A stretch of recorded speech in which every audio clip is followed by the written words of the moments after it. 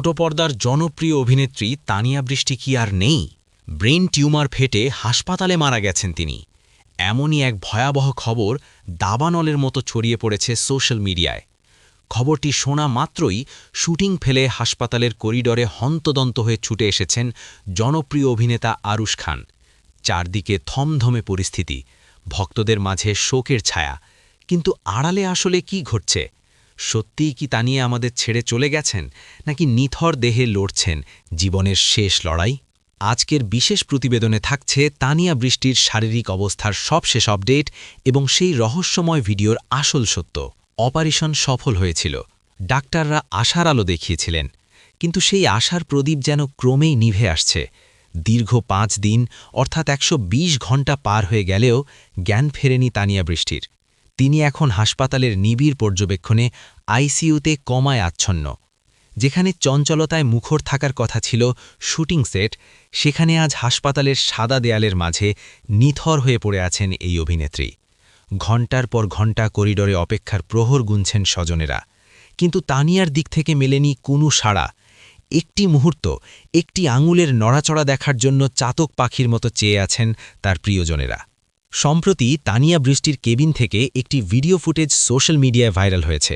সেখানে দেখা যাচ্ছে লাইফ সাপোর্ট বা অক্সিজেন মাস্কের নিচে ঢাকা পড়ে গেছে সেই চিরচেনা হাসি। ভিডিওটি প্রকাশ পাওয়ার পর থেকেই শুরু হয়েছে তুমুল বিতর্ক।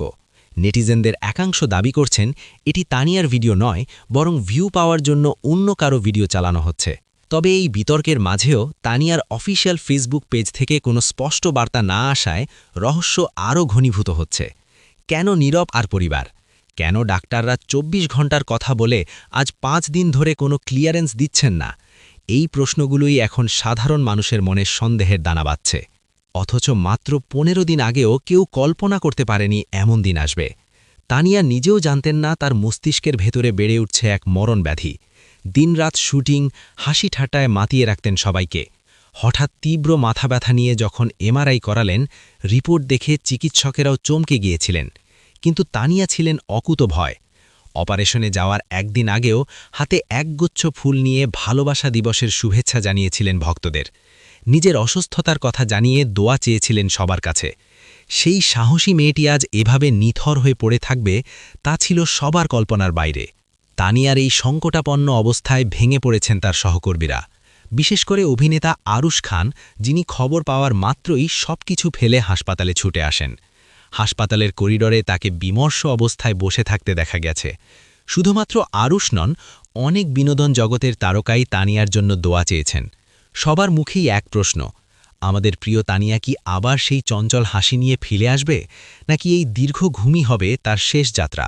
সোশ্যাল মিডিয়ায় তানিয়া বৃষ্টির সুস্থতা কামনায় হাজার হাজার পোস্ট দেখা যাচ্ছে। ভক্তরা বলছেন, তানিয়া তোমাকে ফিরতেই হবে। কেউ কেউ রোজা রাখছেন, কেউ বা মন্দিরে প্রার্থনা করছেন। একজন শিল্পীর প্রতি মানুষের এই ভালোবাসা প্রমাণ করে তানিয়া কতটা জনপ্রিয় ছিলেন। তবে এই ভালোবাসার আড়ালে একদল মানুষ গুজব ছড়াচ্ছে যে তিনি মারা গেছেন, যা তার পরিবারকে আরও বেশি মানসিক যন্ত্রণার মুখে ঠেলে দিচ্ছে।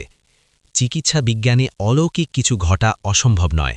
যদিও 5 দিন কেটে গেছে, তবুও ভক্তদের বিশ্বাস তানিয়া ফিরবেন।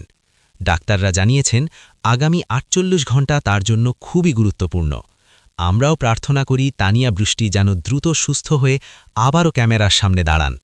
তানিয়া বৃষ্টির শারীরিক অবস্থার পরবর্তী যে কোনো খবর সবার আগে পেতে আমাদের চ্যানেলটি সাবস্ক্রাইব করে সাথেই থাকুন। আপনার চোখে তানিয়া বৃষ্টির সেরা কাজ কোনটি? কমেন্টে জানিয়ে দিন এবং তার জন্য একটি দোয়া লিখে যান।